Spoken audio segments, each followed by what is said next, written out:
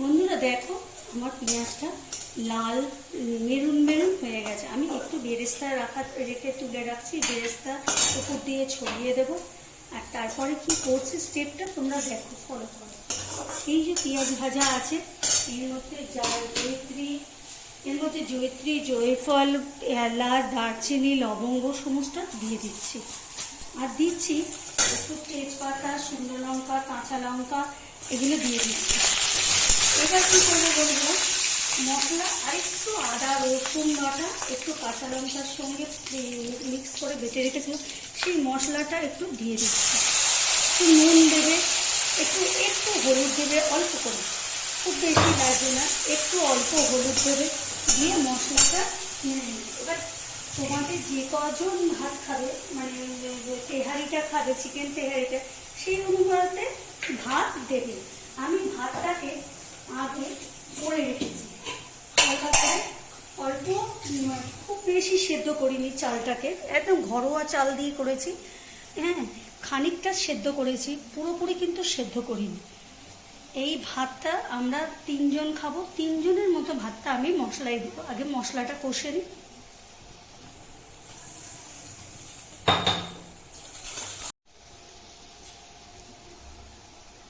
বন্ধুরা দেখো আমার মশলাটা কষে রেডি।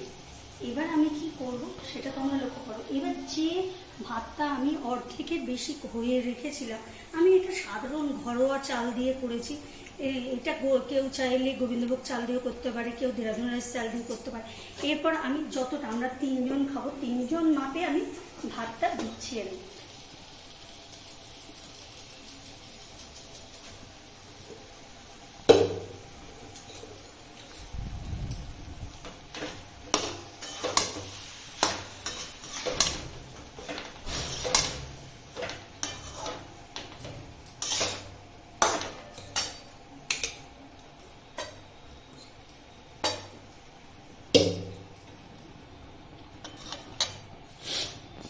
আর দেবো আমি চিকেনটা, যে চিকেনটা আমি কষিয়ে রেখেছিলাম সেটা আমি দিয়ে দেবো।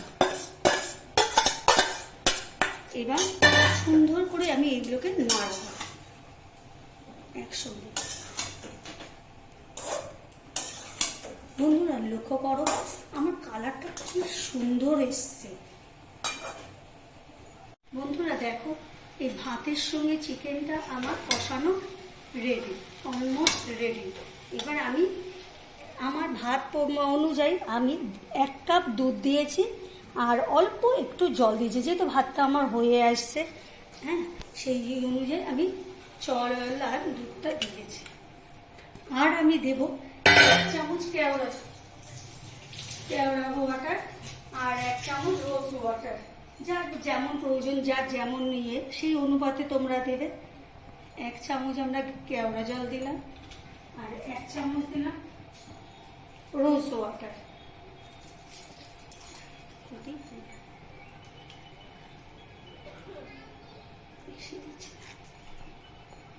এবার আমি কি করব, এটাকে পুরো ঢাকা দিয়ে দেবো। এটা ঢাকা পাইয়ে দিলে সুন্দর সমস্ত জিনিসটা, যেহেতু চালটা আধা সেদ্ধ ছিল, পুরোটাই আমার সুন্দরভাবে সিদ্ধ হয়ে যাবে। তারপর আমি তোমাদেরকে দেখাচ্ছি। বন্ধুরা দেখো আমার তেহারি, চিকেন তেহারি রেডি। আমি উপরটাকে ঘি আর কাজু কিশমিশ দিয়ে দিলাম। এইবার আমি এটাকে জাস্ট চাপা দিয়ে রেখে দেবো 2-4 মিনিট পর। এটা এই দমে একটুখানি হয়ে গেলে আমি এবার আমার পাত্রে ঢেলে তোমাদেরকে দেখাবো। বন্ধুরা দেখো আমার ঝরঝরে চিকেন তেহারি রেডি। আমার আলুও সেদ্ধ হয়ে গেছে, চিকেন খুব সুন্দরভাবে, এই যে চিকেন খুব সুন্দর করে সিদ্ধ হয়ে গেছে, একদম অলমোস্ট রেডি। ঝরঝরে চিকেন তেহারি, এটা বাংলাদেশীয় রান্না, এটা সাধারণত বাংলাদেশের লোকেরা এটা খায়।